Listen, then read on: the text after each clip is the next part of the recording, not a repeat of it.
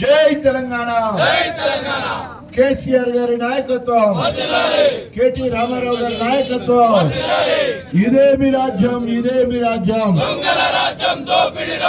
ఇదే మీ రాజ్యం, ఇదే మీ రాజ్యం.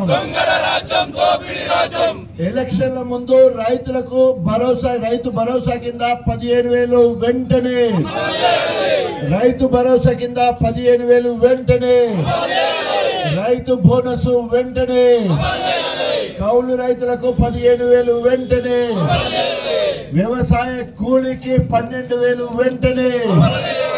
జై తెలంగాణ, జై తెలంగాణ. ఈరోజు స్టేషన్ గన్పూర్ నియోజకవర్గంలో రైతుల పక్షాన గత 6 రోజుల నుండి వరుసగా ప్రతిరోజు ఒక మండలంలో రైతులకు మద్దతుగా రైతు వ్యతిరేక విధానాలు అవలంబిస్తున్న కాంగ్రెస్ పార్టీని ఇచ్చిన హామీల ప్రకారం వెంటనే 26వ తారీఖు నుండి ఇస్తానన్న రైతు భరోసా, అదేవిధంగా వ్యవసాయ కూలీలకు సంబంధించిన ఆత్మీయ భరోసా, రైతులకు బోనస్, రేషన్ కార్డులు, ఇండ్లు అన్ని ఇవ్వాలని చేసి డిమాండ్ చేస్తూ శాంతియుతంగా ప్రజాస్వామ్యబద్ధంగా అహింస మార్గంలో నిరసన కార్యక్రమాలు చేయాలని చెప్పేసి కేటీ రామారావు గారు పిలుపునివ్వడం జరిగింది. దాంట్లో భాగంగా 28వ తారీఖు నాడు నల్గొండ జిల్లాలో మరి కేటీ రామారావు గారి ఆధ్వర్యంలో మహాధర్నా కార్యక్రమం నల్గొండ జిల్లాలో కూడా ఉంది. ఒకవేళ 26వ తారీఖు వరకు 26వ తారీఖు నాడు ప్రకటించకపోతే ఈ నిరసన కార్యక్రమం తీవ్ర రూపం దాల్చి ధర్నాలు, రాస్తారోకోలు, ప్రజల పక్షాన నుండి పోరాటం చేసే మరో ఉద్యమానికి శ్రీకారం చుడతాం. ఈరోజు 1910 వరకు 50 సంవత్సరాలు భారతదేశం అంతా కరువులో ఉన్నప్పుడు అంబేద్కర్ గారు మనం రాబోయే భారతదేశంలో ఇలాంటి వ్యవసాయ విధానం ఉండాలని చెప్పిండు. కమతాలు పెద్దగా ఉండాలి, సహకార వ్యవసాయం చేయాలి, సాగునీరు ఉచితంగా అందించాలి, అదేవిధంగా వ్యవసాయానికి పెట్టుబడి పెట్టాలి, మంచి విత్తనాలు ఇవ్వాలి, మంచి ఎరువులు ఇవ్వాలి, అదేవిధంగా రైతులకు గిట్టుబాటు ఇవ్వాలని చెప్పిండు. అంబేద్కర్ గారి ఆలోచనను తూచా తప్పకుండా పాటించడంలో భాగంగా కేసీఆర్ గారు రైతులకు భారతదేశంలో కాదు ప్రపంచంలో ఎక్కడ కూడా రైతులకు అప్పులు ఇచ్చింది తప్ప ఎక్కడ కూడా పెట్టుబడి కింద సహాయం చేయలే. ఎకరాకు 10,000 చొప్పున మరి సాచురేషన్ మోడ్ లో ఎంతమంది రైతులు ఉంటే అంత. ఒకవేళ కనుక ఎక్కువ ఎకరాలు ఉంటే ఎక్కువ పెట్టుబడి పోతారు, ఒకవేళ నష్టం వస్తే వాళ్ళకి ఎక్కువ నష్టం జరుగుతుంది. తక్కువ భూములకు తక్కువ పెట్టుబడి ఉంటుంది, ఒకవేళ నష్టం జరిగితే తక్కువ నష్టం జరుగుతుంది అనే ఉద్దేశంతో చిన్న రైతు పెద్ద రైతు అని ఇలాంటి వివాదాలు లేకుండా రైతులందరికీ దాదాపు 70 లక్షల మంది రైతులకు ప్రతి సంవత్సరము 15,000 కోట్ల రూపాయలు వేరేసి 73,000 కోట్ల రూపాయలు రైతు బంధు కింద, దాదాపు 30 కోట్ల రూపాయలు మరి రైతు రుణమాఫీ కింద 1,00,000 రూపాయలు ఇచ్చిన ఏకైక నాయకుడు. బ్యాంక్ లో ఎలాంటి అవినీతి లేకుండా డైరెక్ట్ ఖాతాలో పడినట్టు ఆనాడు మరి కేసీఆర్ గారు చేస్తే సిగ్గు శరం లేకుండా ఎలాంటి విధానం లేదు. ఈ రోజుకు 400 మంది చనిపోతే నువ్వేమో దావోస్కు పోతావు, అక్కడ విహారయాత్రకు నువ్వు పోతావు. ఇక్కడ కడియం శ్రీగారు ఉంటాడు, ఈయనేమో క్రికెట్ల ఉల్లాసంగా ఉత్సాహంగా క్రికెట్ టోర్నమెంట్లు ఆడడానికి ప్రైజులు ఇచ్చడానికి ఈయన తిరుగుతాడు. అదే రైతు సంక్షేమం రైతు బంధు వచ్చినప్పుడు వీళ్ళందరి సాక్షిగా దాదాపు 10 రోజులు సైకిల్ మోటార్ ర్యాలీ చేసి రైతు సంక్షేమ యాత్ర పేరుతోటి నా రైతులకి ఎక్కువ మేలు జరగాలి. ఇప్పుడు 63,00,000 మంది గణపురంలో వస్తున్నారు.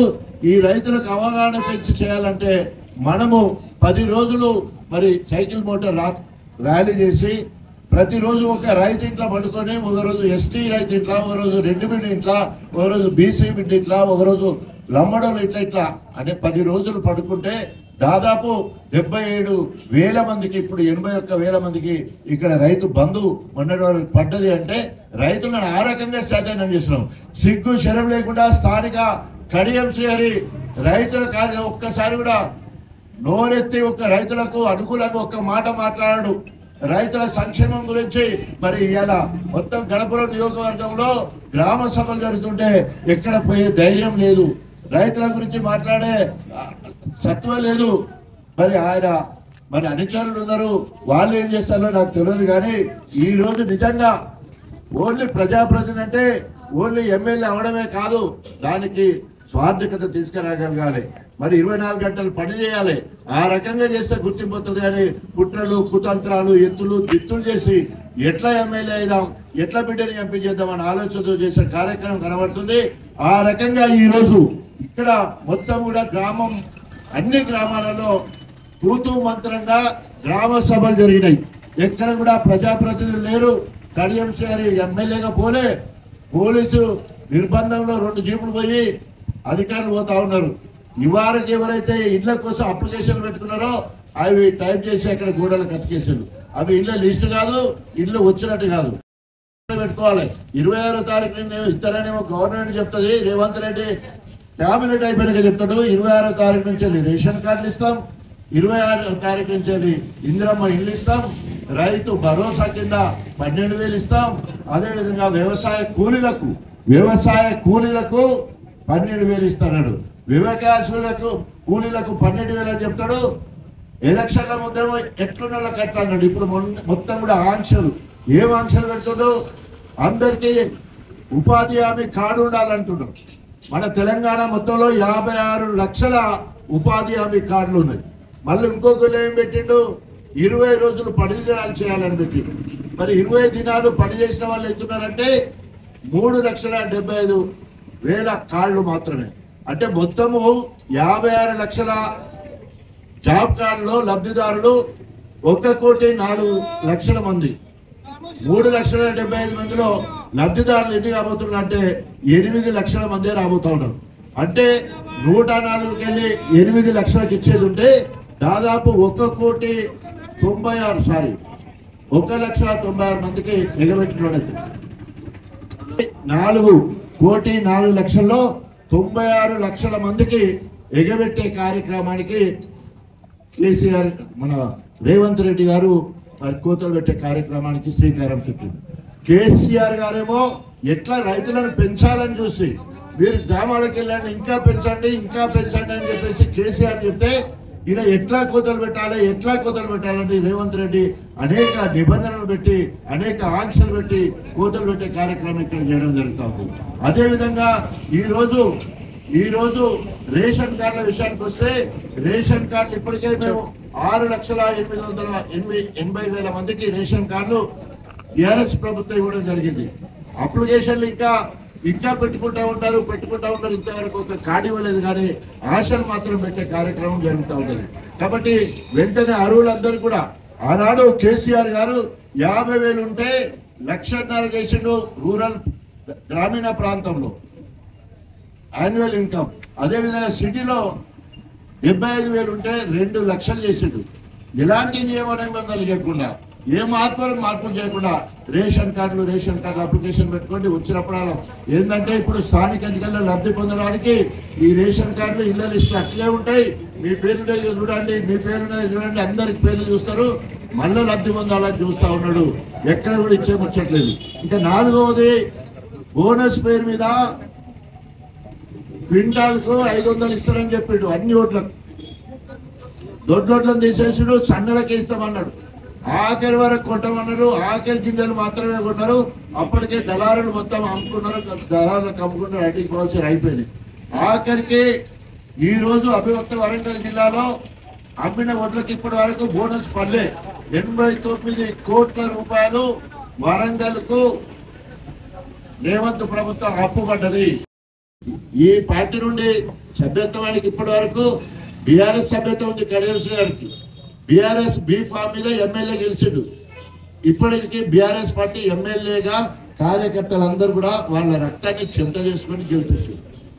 నేను ఎమ్మెల్యే పదవికి రాజీనామా చేసిన అధికార కాంగ్రెస్ పార్టీ ఎమ్మెల్యే పదవికి రాజీనామా చేసి తెలంగాణ జెండా పట్టుకొని తెలంగాణ తరఫున అంటే టీఆర్ఎస్ పక్షాన పోటీ చేసి 33,000 మెజార్టీతో గెలిచిన. ఒకవేళ నిజంగానే నీకు సిగ్గు శరం ఉండేది ఉంటే, నువ్వు గణపురం అభివృద్ధి కోసం అయ్యేది ఉంటే ప్రజలను మెప్పించి ఒప్పించి నువ్వు గెలవాలంటే నువ్వు గెలిచిన పార్టీకి రాజీనామా చేయి, నువ్వు నీ పార్టీకి ప్రాథమిక సభ్యత్వానికి రాజీనామా చేయి, నువ్వు ఎక్కడికి పోయినావో ఆ పార్టీ నుండి బీఫామ్ తెచ్చుకొని గెలువు. తప్పకుండా బ్రహ్మాండంగా నువ్వు తీసుకున్న నిర్ణయం కనుక గొప్పగా ఉంటే ప్రజలు నిన్ను ఆశీర్వదిస్తారు, లేకపోతే కర్రు కాసి నేను పర్వతగిరి పంపిస్తారు. తస్మా జాగ్రత్త కడియం శ్రీహరి గారు. అందరూ కుక్కిన పేరు లెక్క ఈ ఫిరాయింపు చేసిన వాళ్ళందరూ కుక్కిన పేరు లెక్కుంటే ఎగిరెగిరి పడుతుంది, ఇది ఊరికే ఎగిరెగిరి పడుతుంది. ఉంటే కాడు ఉంటాడు ఈయన ఒక్కడు ఉంటాడు, నలుగురిని తింటాడు. కేసీఆర్, కేటీఆర్, హరీష్ రావు, తర్వాత కవిత, ఈ నలుగురు అవినీతి పరుడట. నువ్వు ఎవరి దగ్గర ఉన్నావు? జీతం ఇవ్వాలా? రేవంత్ దగ్గర ఉన్నావు. పక్కా దొంగ. 89 criminal cases, cheating cases, attempt murder cases, అనేక మంది 89 కేసులున్న ఏకైక ముఖ్యమంత్రి భారతదేశంలోనే రేవంత్ రెడ్డి. 50 లక్షలతో రిటైర్ దొరికిన దొంగ. ఆయన కింద నువ్వు ఉన్నావు. మళ్ళా సొంత పూస లెక్క 10 ఏళ్ళు కేసీఆర్ దగ్గర సంకలు జోరి అన్ని రకాలు అనుభవించినాక ఆ నలుగురిని మాట్లాడడానికి నీకు ఇది నోరా లేకపోతే మోరా అని చెప్పేసి ప్రజలందరూ కూడా నిన్ను చీకొట్టే పరిస్థితి ఉంది. కాబట్టి తస్మా జాగ్రత్త. ఇక ముందు ఆ నలుగురు నుంచి కనుక మాట్లాడేదంటే మరి నీ నాలుక చీరేస్తామని హెచ్చరిస్తూ ఈ కార్యక్రమంలో పాల్గొన్న ప్రతి ఒక్కరికి హృదయపూర్వకంగా అభినందనలు తెలియజేసుకుంటూ రాబోయే రోజులలో ఎన్ని అక్రమ కేసులు పెట్టినా, ఇప్పుడు ఇంతకుముందు మా లక్కసిని మాట్లాడిండు మనోజ్ రెడ్డి గారి మీద మరి మాట్లాడుతున్నానంట. 100% ఆయన బీఆర్ఎస్ కార్యకర్తగా ఎదురుగా పైసలు పెట్టి కడియం శ్రేణి గెలిపించిండు. తప్పకుండా పార్టీ మారినప్పుడు మాకు మాత్రమే తిట్టే హక్కు ఉన్నది. ప్రజాస్వామ్యబద్ధంగా మైక్ లో మాట్లాడడం జరుగుతుంది, సాటుకు గిటుకు ఏం చేయట్లేదు. కాబట్టి దయచేసి మనోజ్ రెడ్డి మీద ఇలాంటి అక్రమ కేసులు పెడితే సహించేది లేదని చెప్పేసి ఒక మనోజ్ రెడ్డి కాదు, ఏ ఒక్క మామూలు కార్యకర్త మీద ఒకవేళ కనుక ఎలాంటి అక్రమ కేసులు పెడితే తప్పకుండా ఈ రోజు ఒక లీగల్ సెల్లే ఉంది. కేసీఆర్ గారి నాయకత్వంలో మన తరపున మరి లాయరు మన బీఆర్ఎస్ పార్టీకి సంబంధించిన లాయర్తో చూసుకుంటారు. వ్యక్తిగతంగా నా కార్యకర్తలకు కాలుకు ముళ్ళు లేదంటే పన్నుతో తీసే మరి త్యాగం చేసే గుణం నాలో ఉన్నది. తప్పకుండా మీ కష్ట సుఖాల్లో పాల్పంచుకుంటా మిమ్మల్ని అందరినీ ప్రజాప్రతినిధులు చేసే వరకు నేను మొక్కబోను మరి నిద్రపోనని చెప్పేసి హెచ్చరిస్తూ మీరందరూ కూడా మనోధైర్యంతో ఉండండి. మిమ్మల్ని అందరినీ కట్టికి రెప్పలా కాపాడుకుంటానని చెప్పేసి తెలియజేసుకుంటూ సెలవు తీసుకుంటున్నా. జై తెలంగాణ, జై తెలంగాణ. ఉత్సపడుతుంది రేవంత్ రెడ్డికి. రేపు స్థానిక ఎన్నికల్లో ఎట్లా పోవాలి? ఏ ఇంటికి పోయినా కాంగ్రెస్ వాళ్ళు పోతే ఎందుకు వచ్చినావు అని ఎట్లా సోషల్ మీడియాలో ఎట్లా తిడతారో మీరు చూస్తూనే ఉన్నారు. ఒకవేళ పోయి రైతులు అడిగితే ఎందుకు వచ్చినావు మా ఇంటికి అంటాడు. మొత్తం రానే మొత్తం ఎందుకు వచ్చినావు? రైతు బంధు, రైతు రుణమాఫీ చేసిన వాళ్ళు వచ్చినావా? రైతు భరోసా నువ్వు చెప్పినట్టు 15,000 ఇచ్చినావా అంటాడు. మా భార్యకి ఏమన్నా 2500 ఇచ్చినావా? నా బిడ్డకి ఏమన్నా స్కూటీ ఇచ్చినావా? నా కొడుకేమో ఫీజు రియంబర్స్మెంట్ చేసినావా? నా వికలాంగ కొడుకుంటే ఆయనకి ఏమైనా 6,000 చేసినావా?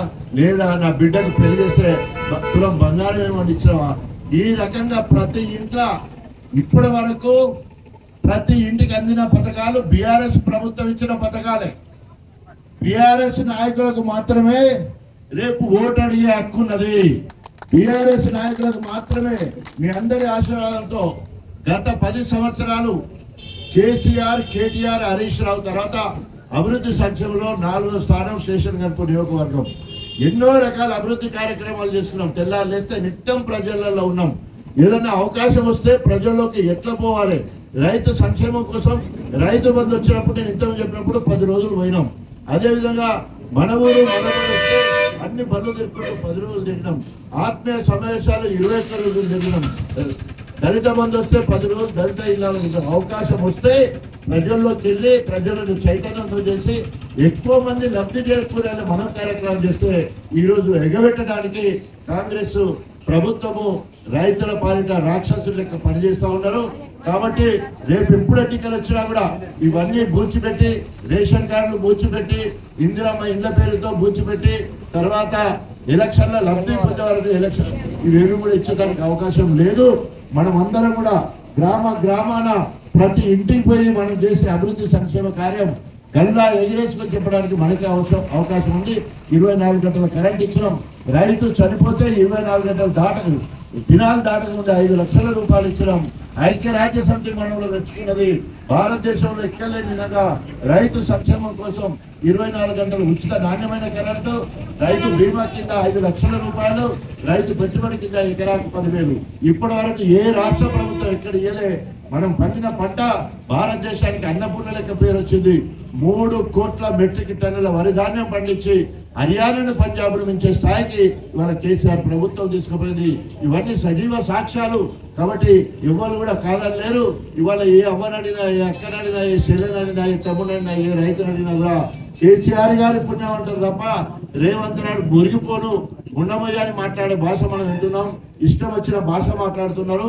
కాబట్టి కార్యకర్తలందరూ కూడా మనోనిబ్బరంతో, ఆత్మవిశ్వాసంతో మనం చేసిన పనులు గొప్పగా ఇంటింటికి చెప్పుకోగలగాల.